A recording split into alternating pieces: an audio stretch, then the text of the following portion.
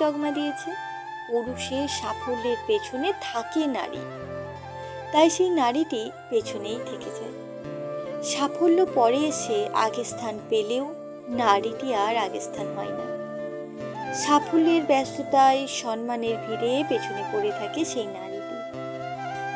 একই পথ যখন হঠাৎ দুদিকে আলাদা হয়ে যায়, একটা পথ ব্যস্ততার সাফল্যের, আর অন্যটি তোমার সময়ের অপেক্ষায় নারী, তখনই নারী হয়ে ওঠে অভিমানী। সময়ের ব্যস্ততা সাফল্যের ভিড়ের কাছে আর ঠাঁই পায় না অভিমানিনী। অভিমানের পাহাড়ের চূড়া এত বড় হয়ে উঠেছে ওপারের মানুষটির কাছে আর পৌঁছানো যায় না। সব নারীকে সম্পদে আটকে রাখা যায় না।